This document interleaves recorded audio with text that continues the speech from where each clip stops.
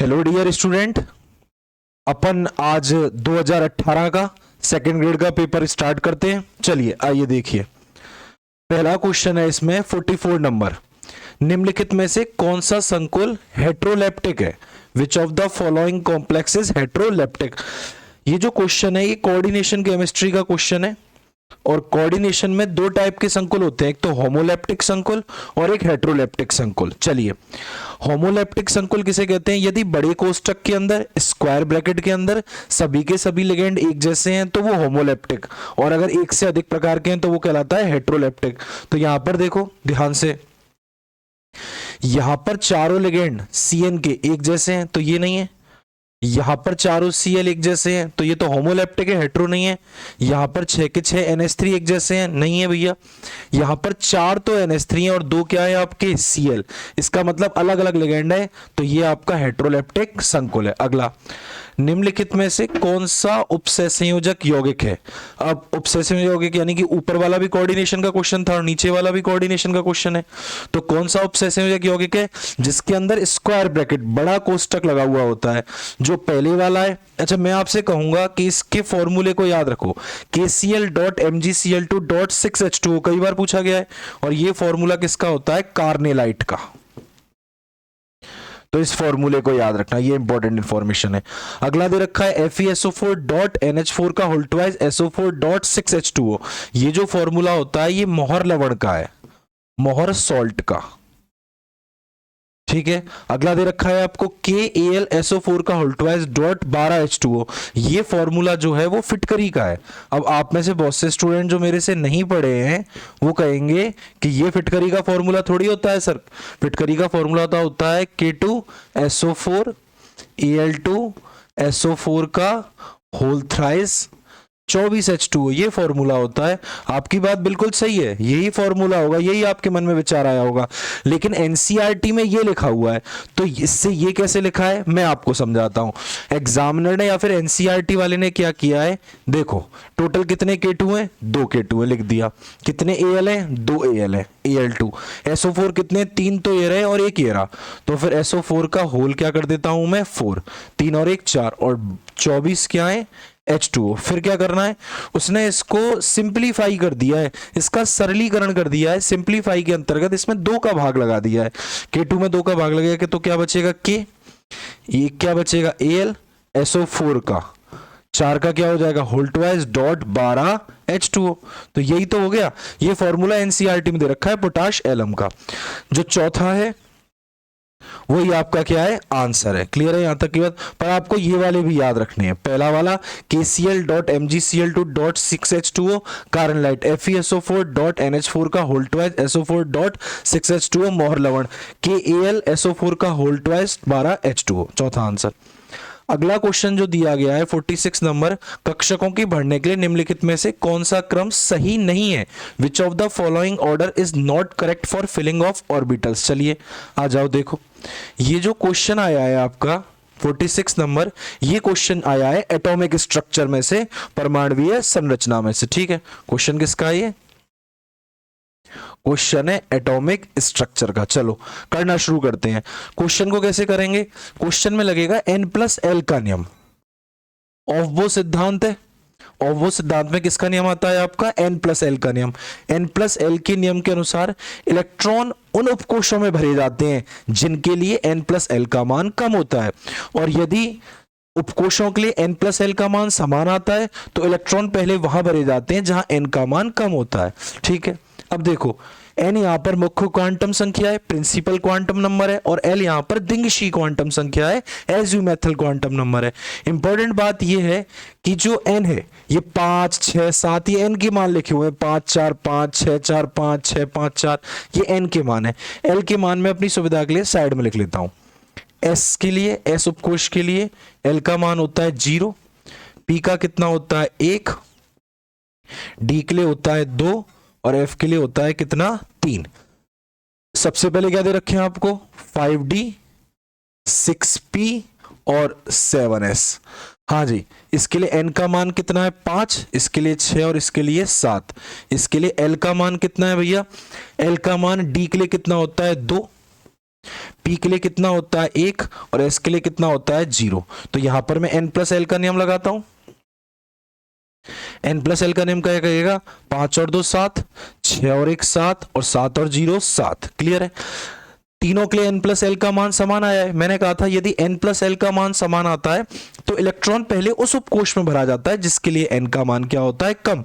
तो यहां पर N का मान सबसे कम किस में है, 5D में, 5 ही तो है।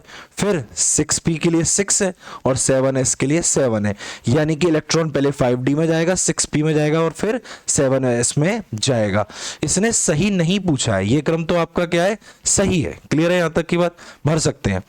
अगला क्या दे रहा है आपको, अगला दे रहा है 5S, 5S के बाद 4D और 4D के बाद क्या दे रहा है, 5P। चलिए इनके लिए N की वैल्यू निकालते हैं। N की वैल्यू कितनी आएगी इसके लिए, 5, ये नंबर लिखा हुआ है 4 और 5। L का मान कितना आएगा, S के लिए कितना होता है 0, T के लिए कितना होता है 2 और P के लिए कितना होता है 1। टोटल करो 5, 4 5 6, 5 और 1 6। तो पहले तो 5S में ही जाएगा, इलेक्ट्रॉन पहले उसको उपकोष में भरे जाते हैं जिसके लिए N+L का मान कम होता है। तो सबसे कम इसी के लिए 5। अब N+L का मान यहां पर समान आ गया 6 और 6, तो इलेक्ट्रॉन पहले कहां जाएंगे, जहां पर N का मान कम होता है। यहां कम है और यहां ज्यादा है, यानी कि ऐसे भी भर सकते हैं। सही ऑर्डर है आपका 5S 4D 5P।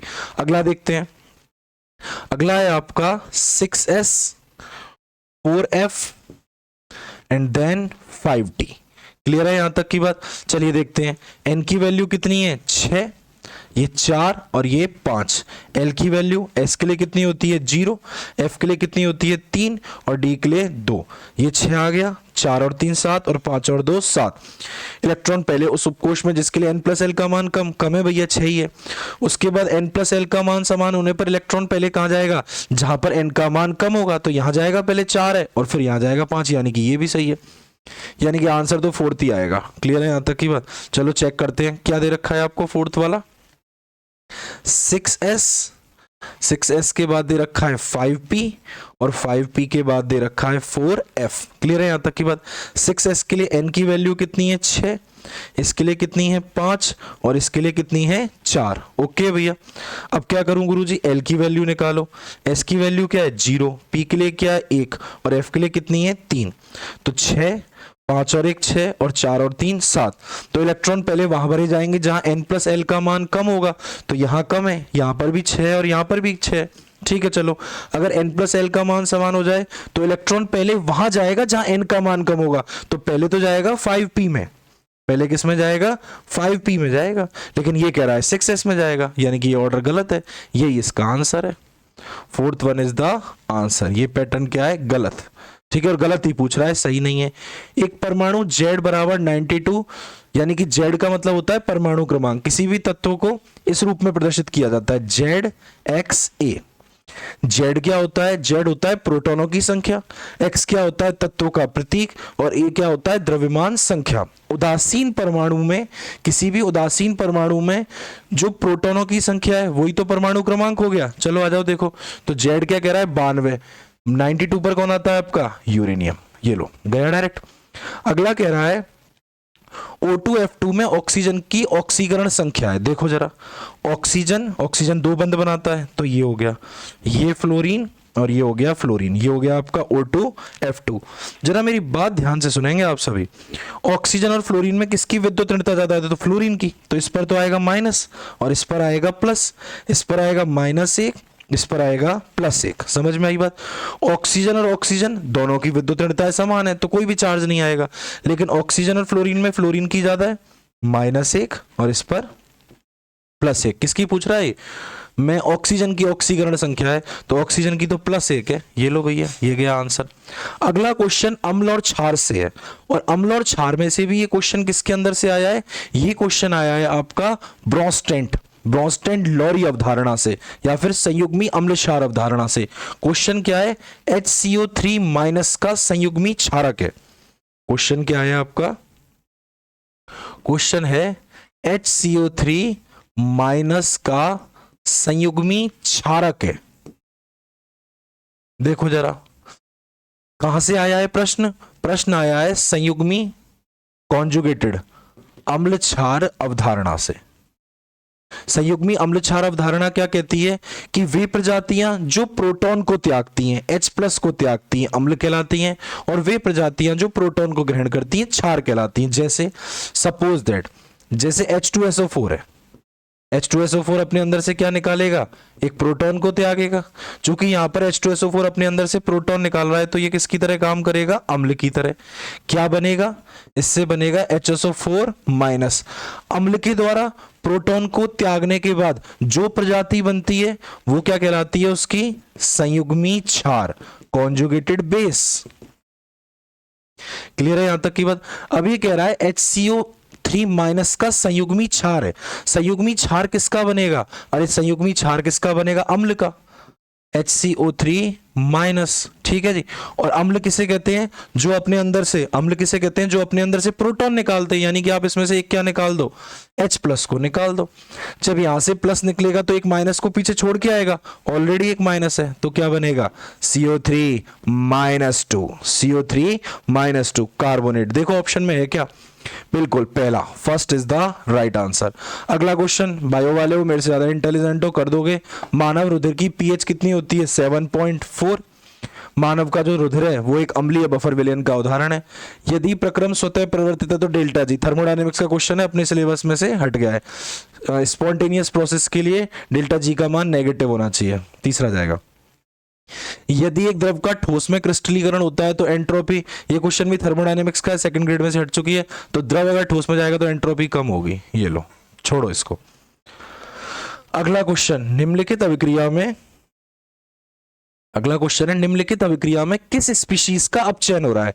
क्वेश्चन है आपका रेडॉक्स से, क्वेश्चन है आपका किससे, रेडॉक्स से। चलो आ जाओ देखते हैं।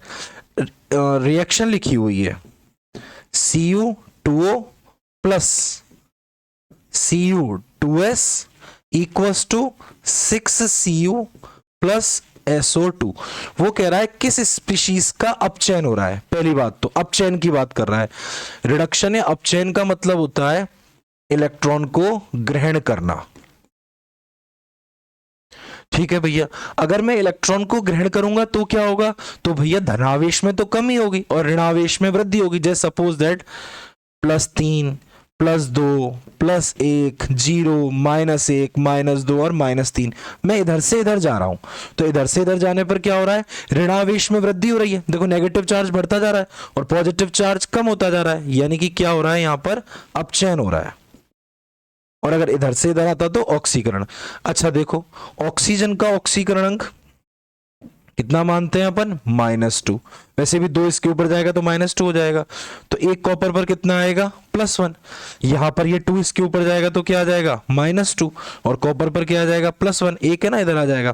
कॉपर के लिए 0 आएगा। कोई भी तत्व अपनी स्वतंत्र अवस्था में या मुक्त अवस्था में कितना रखता है, 0। एक ऑक्सीजन पर कितना आएगा, यहां पर -2। क्लियर है यहां तक की बात। सल्फर पर कितना आ जाएगा, सल्फर पर मान लो आप अपना +4। क्लियर है यहां तक की बात। चलो देखो जरा ध्यान से। सबसे पहली बात है, जो कॉपर है वो +1 से, और यहां पर भी +1 से, +1 से किस में जा रहा है, 0 में जा रहा है। कॉपर +1 से 0 में जा रहा है, +1 से 0 यानी कि इधर जा रहा है, यानी कि कॉपर का तो अपचयन हो रहा है। ऑक्सीजन यहां भी -2 और यहां भी -2 है, कुछ नहीं हो रहा। कॉपर +1 हो गया, अपन ने बात कर ली। सल्फर जो है वो -2 से +4 में जा रहा है, यानी कि -2 से +4 में जा रहा है, इधर आ रहा है। और इधर आने पर तो क्या होता है, ऑक्सी होता है, ऑक्सीकरण होता है। और ये क्या पूछ रहा है, अपचयन हो रहा है, तो अपचयन किसका हो रहा है, कॉपर का हो रहा है। सो copper is the right answer. चलो आगे बढ़ते हैं। आगे देखो, ये देखो, ये क्वेश्चन जो है आया है आपका 54, ये पी ब्लॉक में से है। और फर्स्ट ग्रेड का जो 2025 वाला जीके वाला पेपर हुआ था, केमिस्ट्री वालों का जीके वाला पेपर, ठीक है ना, उसके अंदर भी ये क्वेश्चन था।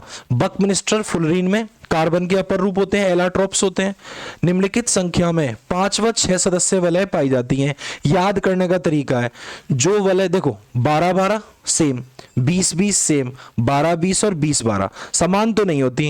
एक तो होती है 12 और एक होती है 20। पेपर में जो कंफ्यूजन होता है ना कि 5 की 12 थी कि 6 की 12 थी कि 6 की 12 थी कि 6 की 20 थी, समझ में नहीं आता। तो देखो याद रखना मेरे तरीके से, 5 संख्या छोटी है, तो 5 तो होती है 12, यानी कि छोटी के लिए छोटी वैल्यू, 6 बड़ी संख्या है, बड़ी के लिए क्या है 20, तो आंसर क्या जाता है 12 20। आई बात समझ में?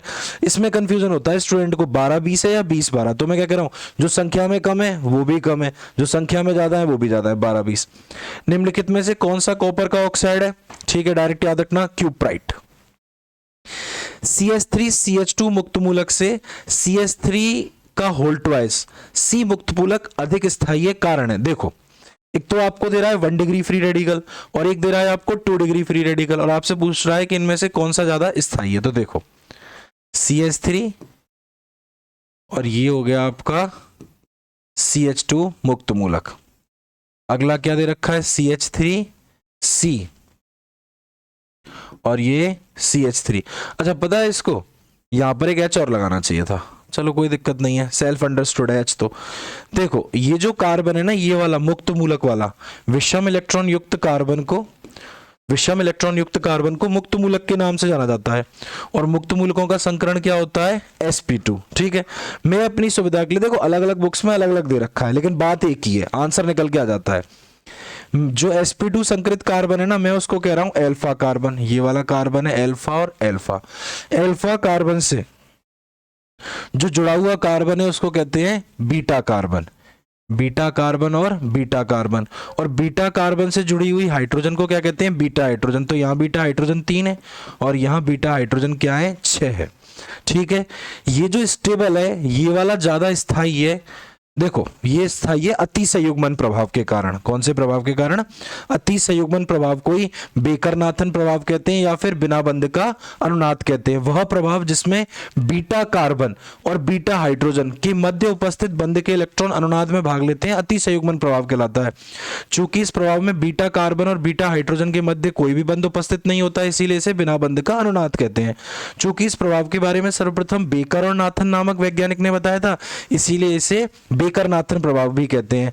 जिस प्रजाति में बीटा हाइड्रोजन परमाणुओं की संख्या जितनी अधिक होती है उसका स्थायित्व भी उतना अधिक होता है।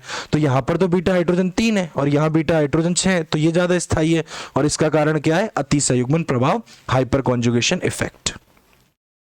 क्वेश्चन नंबर 57, आपको 3 डिग्री एमीन दी गई है, ये नाइट्रोजन है और इससे कितनी R का मतलब होता है एल्किल समूह, आर का मतलब क्या होता है एल्किल समूह, अभी चर्चा कर लेंगे। वैसे बता रखा है CnH2n+2, ये एल्केन का सामान्य सूत्र होता है।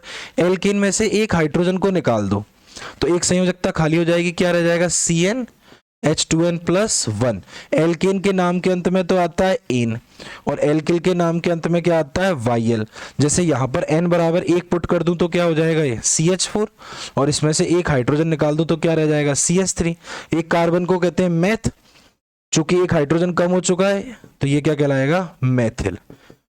और ये आपके एल्किल समूह, और सभी एल्किल समूहों को संक्षिप्त में R से प्रदर्शित करते हैं। चलो छोड़ो, ये पूछ रहा है R3N क्या है, तो यहां पर नाइट्रोजन के पास क्या प्रेजेंट है लोन पेयर। जिन प्रजातियों के पास लोन पेयर होते हैं वो किसकी तरह कार्य करते हैं? नाभिक स्नेही की तरह, न्यूक्लियोफाइल की तरह।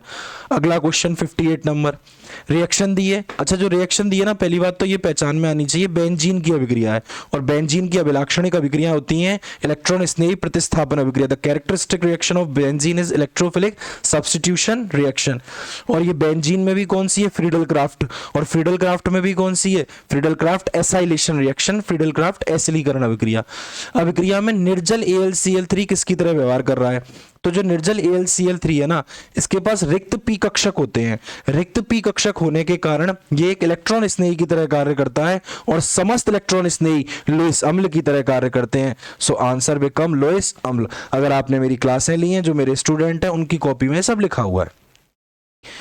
निम्नलिखित में से कौन सा बहुलक ताप दृढ़ बहुलक है? ठीक है ना, ताप दृढ़ बहुलक का मतलब है इंग्लिश में देखो थर्मोसेटिंग, एक बार फिक्स हो गया तो फिक्स हो गया, चेंज नहीं होगा। आंसर है बेकेलाइट। वह बहुलक जो पेंट में उपयोगी है, लगातार आ रहा है ये क्वेश्चन, आपने कई बार देखा होगा। अगर आप सारे पेपर देख रहे हो तो आपको आइडिया लगने लगेगा, आप खुद से चीजों को डिकोड करने लगोगे। वह बहुलक जो पेंट में उपयोगी है तथा एथिलीन ग्लाइकोल एवं थैलिक अम्ल से संश्लेषित होता है, कौन सा है आपका? ग्लिप्टल। दवा जो बुखार को कम करती है कहलाती है। अच्छा, बुखार जब हमें आता है तो हमारे तापमान में वृद्धि हो जाती है, हमारी बॉडी का टेम्परेचर बढ़ जाता है। और जितनी भी साइंस की टर्मिनोलॉजी है, it should be belongs to Greek language. और ग्रीक लैंग्वेज में तापमान को, उच्च तापमान को, तापमान दो प्रकार का भी तो हो सकता है, एक तो है उच्च तापमान और एक है निम्न तापमान। उच्च तापमान को के लिए वर्ड होता है पायरो और निम्न तापमान के लिए वर्ड होता है क्रायो। आपने क्रायो प्रिजर्वेशन वगैरह पढ़े होंगे, बायोलॉजी पढ़ रहे हो तो देखो, एंटी पायरेटिक, एंटी का मतलब होता है विरोध करना, पायरे का मतलब या पायरो का मतलब होता है उच्च तापमान। तो हमारी बॉडी के तापमान को कम करना है बुखार में, तो वो दवाई क्या कहलाएंगी? Anti pyretic. प्रतिजनन क्षमता औषधि है, जनसंख्या बहुत बढ़ रही है, जनसंख्या को रोकने के लिए जो प्रतिजनन क्षमता औषधि है वो कौन सी है? नोवेस्ट्रॉल। निम्नलिखित में से अनपचाई शर्करा है, अनपचाई शर्करा कौन है भैया? फिक्स है, सुक्रोज। सभी की सभी डाइसैकेराइड, डाइसैकेराइड कौन कौन सी है? एक तो आपकी माल्टोस, एक कौन सी है? सुक्रोज, और एक कौन सी है? लैक्टोज। ठीक है ना। सभी की सभी जो मोनोसैकेराइड होती हैं और जो डाइसैकेराइड होती हैं वो अपचाई शर्करा होती हैं, लेकिन अपवाद स्वरूप सुक्रोज एक डाइसैकेराइड है, लेकिन कैसी शर्करा है आपकी? अनअपचाई शर्करा। नॉन रिड्यूसिंग शुगर का क्वेश्चन आए ना तो सीधे बिना देखे सुक्रोज लगाओ। हाँ भाई, अगला 64 वाला। ठीक है, ये सब मैंने आपको आपकी कॉपी में लिखा रखे हैं। निम्नलिखित में से कौन सा प्राकृतिक अम्ल प्रकाशिक अक्रिय है? यानी कि ये कह रहा है कि जो प्रोटीन है वो किससे मिलकर बने होते हैं? अमीनो अम्लों से। और 20 प्रकार के अमीनो अम्ल होते हैं। अमीनो अम्ल जो होते हैं, यानी कि जो अमीनो अम्ल है हमारे शरीर के अंदर वो अल्फा अमीनो अम्ल होते हैं। 20 में से जो 19 हैं वो प्रकाशिक रूप से सक्रिय होते हैं, यानी कि उनमें किरेल कार्बन उपस्थित होता है, प्रकाशिक समावयवता प्रदर्शित करते हैं, अर्थात समतल द्रवित प्रकाश के तल को या तो दाईं तरफ घुमा देते हैं या फिर बाईं तरफ घुमा देते हैं। लेकिन जो आपका ग्लाइसिन है, जो आपका ग्लाइसिन है उसके अंदर किरेल कार्बन नहीं पाया जाता। किरेल कार्बन किसे कहते हैं? ऐसा कार्बन जिसकी चारों संयोजकताएं भिन्न भिन्न परमाणु से जुड़ी होती हैं, किरेल कार्बन कहलाता है।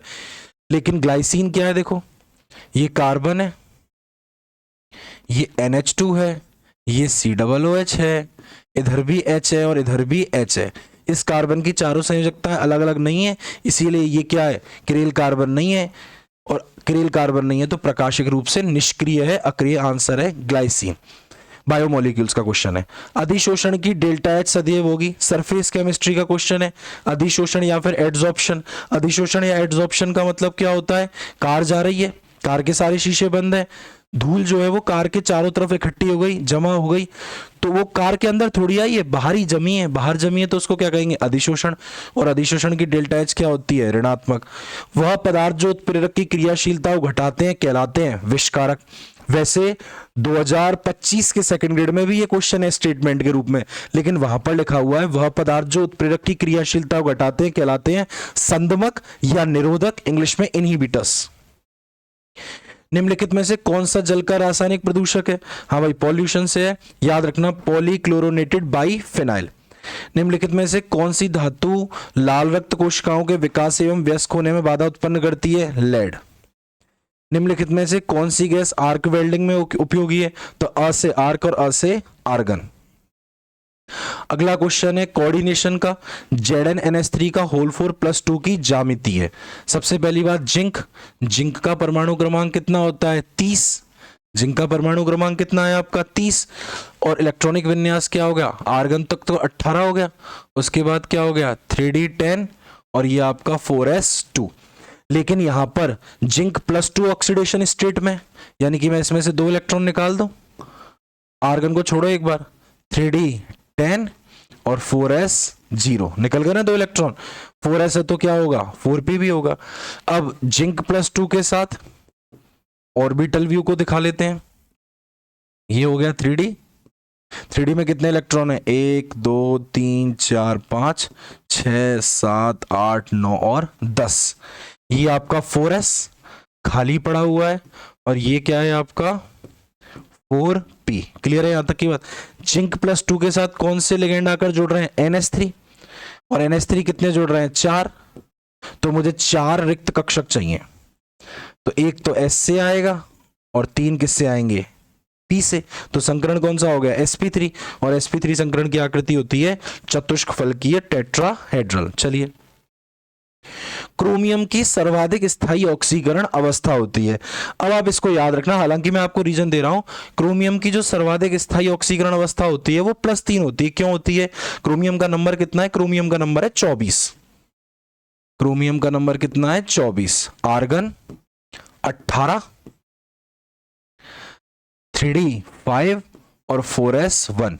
18, 5 और 1 6, 18 और 6 कितने हो गए? 24। क्रोमियम कौन सी ऑक्सीकरण अवस्था में है? यही तो पूछ रहा है कौन सी में। मैं आपसे कह रहा हूं +3 में स्थायी है। +3 का मतलब कैसे होगा मैं बताता हूं +3 में क्यों है। आर्गन 18, 3d और 4s, 3 निकल रहे हैं, एक तो यहां से निकल गया और 2 यहां से निकल गए, तो कितने बचे? 3d 3 और 4s 0।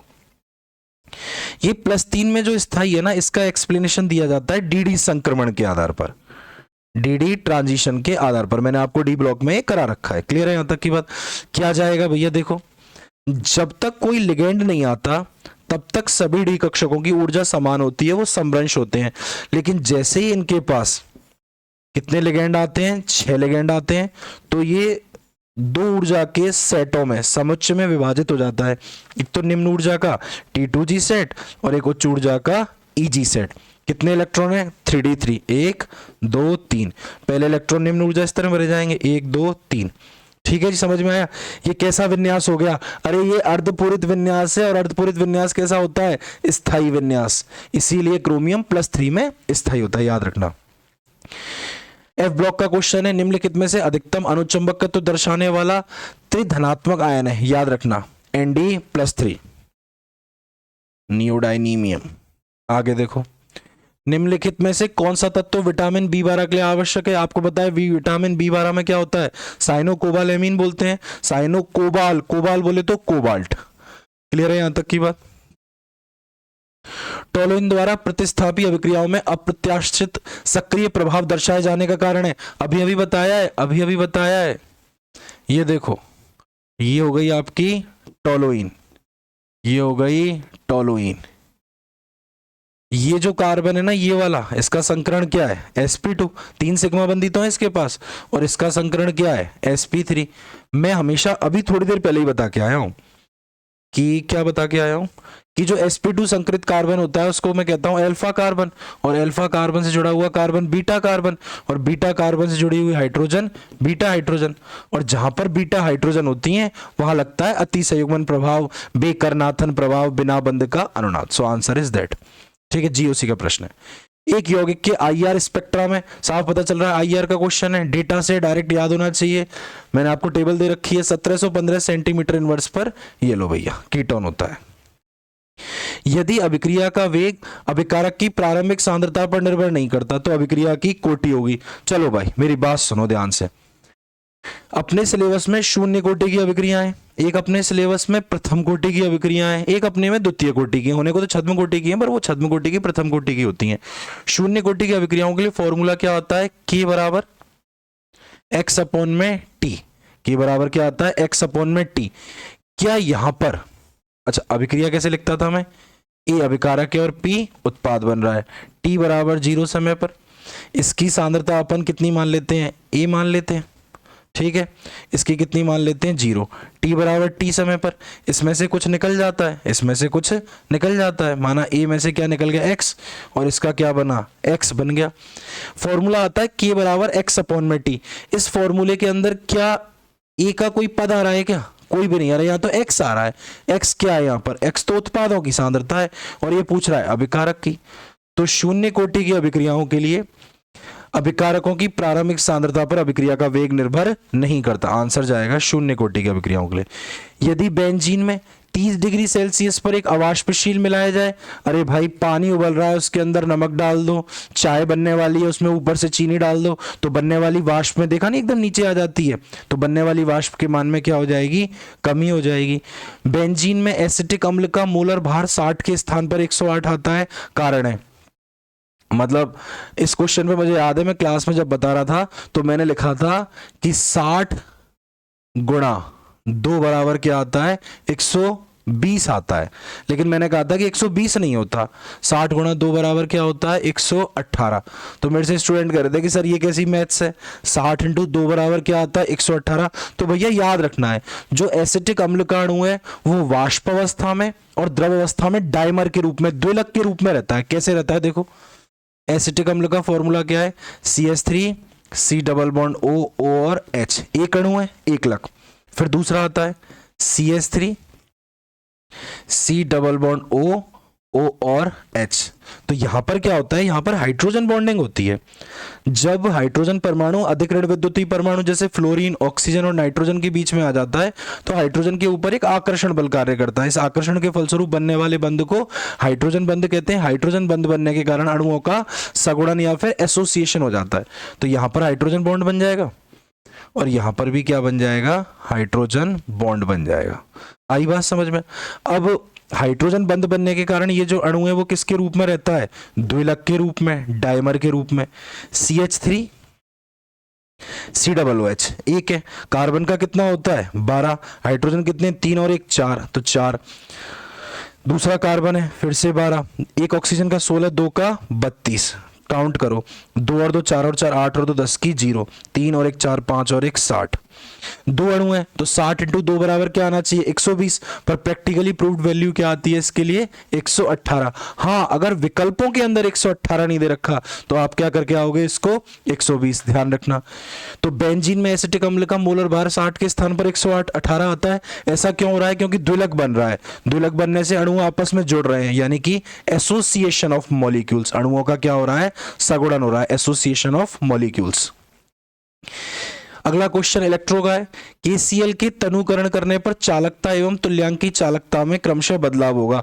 डायरेक्ट भैया चालकता का मान तो क्या होगा कम होगा, जबकि तुल्यांकी चालकता और अगर मोलर चालकता भी दे रखी होती तो उनके मान क्या होते हैं बढ़ते हैं, है ना। चालकता मतलब मोलर चालकता लैम्डा m बराबर कप्पा इंटू 1000 अपॉन में m, ये फॉर्मूले होते हैं। आ जाओ आगे देखते हैं। अगला क्वेश्चन है, निम्नलिखित में से कौन सा तत्व N-1 D10 NH2 विन्यास नहीं दर्शाता है। तो डी ब्लॉक का क्वेश्चन है, याद रखना याद रखना याद रखना, जिंक 30, कैडमियम 48, मरकरी 80 और कॉपरनीशियम 112। ये डी ब्लॉक तत्व तो होते हैं लेकिन संक्रमण तत्व नहीं होते, क्योंकि इनका जो डी कोश है वो पूरी तरह से भरा हुआ रहता है। तो जिंक आ गया इसमें, कैडमियम आ गया इसमें, मरकरी Hg आ गया, बचा कौन Au। तो यही इसका आंसर है। 26 Fe 56 में न्यूट्रॉनों की संख्या क्या होगी, बहुत आसान, ऊपर वाली वैल्यू में से नीचे वाली वैल्यू को माइनस कर दो, 56 में से 26 गए तो कितना बचा 30। देखो ऑप्शन में 30 है क्या, ये रहा। Z बराबर 68 का तत्व संबंधित है, चलो इसके बारे में बात करते हैं। तो अपन एक बात करते हैं, स्कैंडियम 21 से लेकर चौथा आवर्त है, फोर्थ पीरियड है, 3D श्रेणी है। स्कैंडियम 21 से लेकर कहां तक होती है, जिंक 30 तक। पांचवें आवर्त को 4D श्रेणी कहते हैं। इट्रियम 39 से स्टार्ट होती है, कैडमियम 48 तक जाती है। छठवां 5D series, 5D series lanthanum 57 से स्टार्ट होती है, बीच में F ब्लॉक एलिमेंट आते हैं, रुक जाती है। फिर कहां से स्टार्ट होती है, हैफनियम 72 से, और फिर कहां तक जाती है, मरकरी 80 तक। कितने नंबर पूछ रहा है, 68 नंबर। तो 68 नंबर तो 57 से 72 के बीच में आएगा। अरे ये तो लेंथेनाइड है, एफ ब्लॉक एलिमेंट है, तो सीधा सीधा कर दो ना, 68 वाला किससे संबंधित है, एफ ब्लॉक से। अगला क्वेश्चन है 83वां स्टेट ऑफ मैटर का, जेड बराबर क्या होता है पीवी अपॉन में एनआरटी में जेड जाना जाता है संपीड़ितता कारक, कंप्रेसिबिलिटी फैक्टर लिखा हुआ होगा, ये लिखा हो कंप्रेसिबिलिटी फैक्टर, संपीड़ितता कारक। स्थिर मोलर आयतन पर खींचे गए दाब वर्सेस ताप के ग्राफ में खींची गई रेखाएं कहलाती हैं। यानी कि क्वेश्चन है गैसियस स्टेट का। अब देखो कैसे करना है, क्या फॉर्मूला होता है, आदर्श गैस समीकरण पीवी बराबर एनआरटी। स्थिर मोलर आयतन पर, स्थिर मोलर आयतन यानी कि मोलों की संख्या कांस्टेंट है और आयतन वॉल्यूम आपका कांस्टेंट है। किस किस के बीच में, आर गैस नियतांक कांस्टेंट है। दाब वर्सेस ताप, प्रेशर बचा और क्या बचा, टेम्परेचर बचा। प्रेशर यानी कि P is directly proportional to temperature आ गया। P और T के बीच में खींचेंगे तो ये ग्राफ ऐसे आता है, और नाम से ही पता चल रहा है स्थिर आयतन पर, लिख के ही दे दिया उसने। यानी कि जो रेखा होगी ना आपकी, वो कौन सी होगी, स्थिर आयतन वाली सम आयतनिक रेखा। वॉल्यूम कांस्टेंट है ना। क्वेश्चन को अगर आपने पढ़ रखा है थ्योरी को, वो भी मेरे से, तो आपको कोई समस्या आने ही नहीं वाली।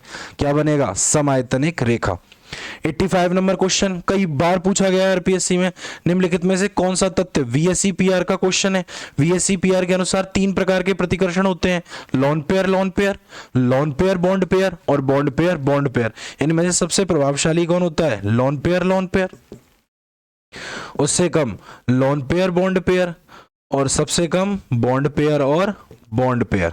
अब देख लो, lone pair lone pair, lone pair lone pair, फिर लोन पेयर, आबंदी युग्म, यानी कि देखो इंग्लिश में, देखो इंग्लिश में सही बैठ रहा है, loan pair bond pair lone pair, bond pair, ये रहा तीसरा, जिसको याद रखना भैया, बीएससीपीआर का क्वेश्चन है।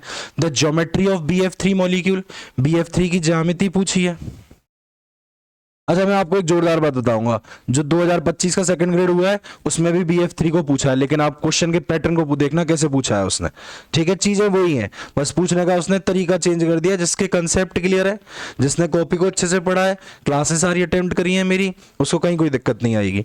n बराबर क्या है, बी का मतलब बोरॉन फैमिली यानी कि वर्ग 13, बोरॉन एल्यूमिनियम गैलियम इंडियम, ये टेलुरियम वगैरह थोलियम वगैरह सब इसी में आते हैं। बाइतम कोश में कितने इलेक्ट्रॉन है, 3 फ्लोरीन काउंट होंगे, 3/3 बराबर 2 बराबर 3 का मतलब संकरण क्या है आपका, sp2। और sp2 संकरण की आकृति कैसी होती है, त्रिकोणीय समतलीय, ट्राइगोनल प्लेनर। 25 का जो पेपर है मैं सॉल्व करवाऊंगा, वहां याद दिला दूंगा, लेकिन फिर भी एक बार बताता हूं। 25 के क्वेश्चन में पूछा था कि BF3 के संकरण में कितने पी कक्षक भाग लेते हैं। तो भैया जो कक्षक संकरण में भाग लेते हैं उनकी संख्या को घातों के रूप में उस कक्षक के ऊपर लिख दिया जाता है। sp2 संकरण आया है, इसका मतलब इस संकरण में एक तो s कक्षक भाग ले रहा है और 2 कौन भाग ले रहे हैं, p कक्षक। यही आंसर था। आगे आओ, आगे देखते हैं। निम्नलिखित में से कौन सा सक्रिय मेलानिन उत्पादक अंग ऊतक है, तो बायो का क्वेश्चन है। ठीक है, वैसे ये होता है इंक ग्लैंड। पृथ्वी पर जीवन बनाए रखने के लिए निम्नलिखित में से कौन सी क्षोभ मंडल में उपस्थित ग्रीन हाउस गैस प्राथमिक रूप से अनिवार्य है, तो ये कार्बन डाइऑक्साइड। ठीक है, तो ये आज का आपका ये वाला पेपर कंप्लीट हुआ।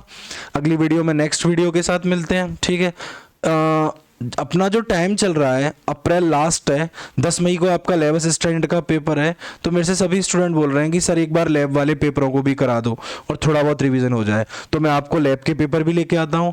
लेकिन आप अगर लैब की तैयारी कर रहे हैं तो आपने सिलेबस देखा होगा, 7 यूनिट फिजिकल की हैं, 2 यूनिट ऑर्गेनिक की हैं और 1 यूनिट इनऑर्गेनिक की, ऐसे मान लो S ब्लॉक P ब्लॉक की। ठीक है, तो आप इनको भी देखते ही चलो। आप सेकंड ग्रेड की तैयारी कर रहे हो, पेपरों को जरूर देखें, लगभग वही क्वेश्चन मैच करेंगे आपको। तो गुड नाइट, कल मिलते हैं, ज्यादा टाइम नहीं लूंगा आपका।